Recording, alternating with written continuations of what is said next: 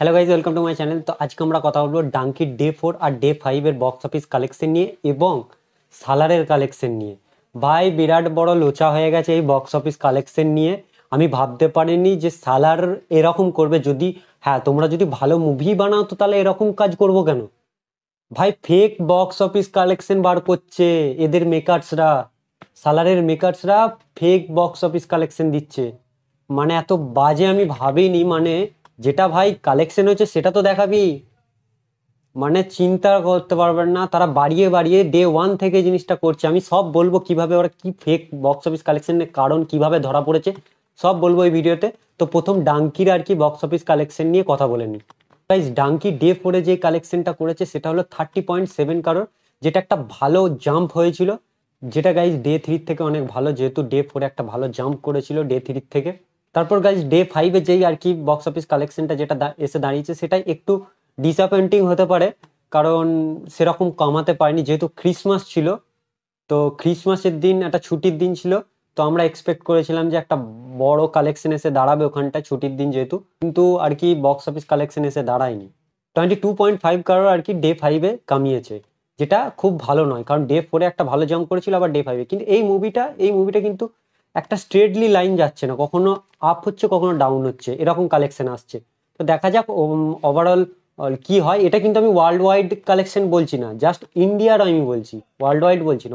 World ওয়াইডে ডাঙ্কি কিন্তু ভালো performance করছে, কিন্তু ইন্ডিয়ায় একটু কালেকশন কম দাঁড়াচ্ছে, যেটা আমরা দেখতে পাচ্ছি। এবার গাইস সালারের বক্স অফিস কালেকশন নিয়ে কথা বলবো। ভাই প্রচন্ড জল মেশাচ্ছে, এর মেকার্সরা প্রচন্ড জল মেশাচ্ছে, যা অবস্থা সালারে। আমি ভাবিনি যে একটা, তোরা যখন ভালো মুভি করেছিসই তাহলে সঠিক কালেকশনটা বল, এরকম করছিস কেন? ডে 1 থেকে এরা এরকম করছে, আমি বলছি কারণগুলো কি।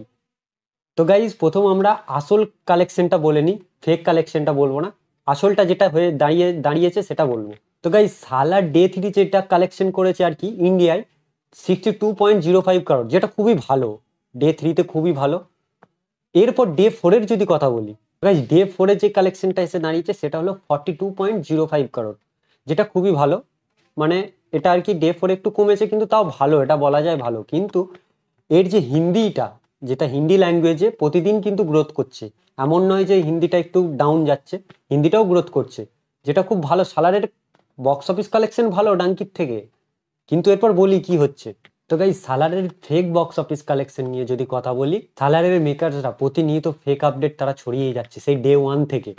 মানে ট্রেডের ফিগার আর ওয়ার্ল্ড ওয়াইড গ্রস শিকার যে কালেকশনটা, তাদের সেই দুটো ফিগারের মধ্যে আকাশ পাতাল পার্থক্য হয়েছে দাঁড়িয়েছে।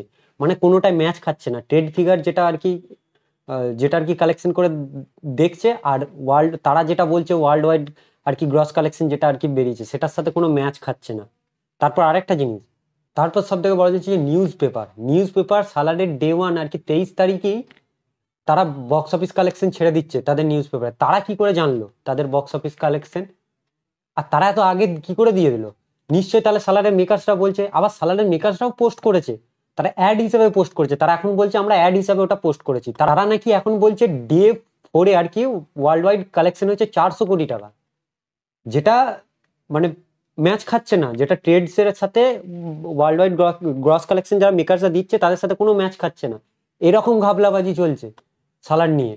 তারা ডে 1 থেকে এই জিনিসটা করছে, যেটা আমি আগেও বললাম যে প্রডিউসারদের যে ফিগারটা বেরিয়েছে আর ট্রেড ফিগার, এই দুটো কিন্তু তাদের সাথে ম্যাচ খাচ্ছে না, দুটো কালেকশন ম্যাচ খাচ্ছে না।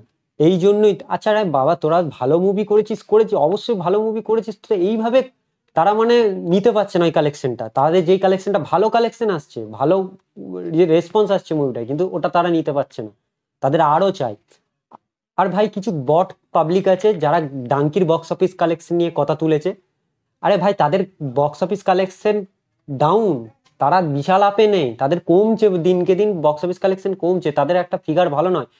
বাজেট কম, কিন্তু সেই বাজেট অনুযায়ী তাদের টাকা উঠে গেছে। এরপর কিন্তু যেটা হওয়া উচিত, আমরা যেটা এক্সপেক্ট করেছিলাম ডাঙ্কিকে, সেটা কিন্তু হচ্ছে না।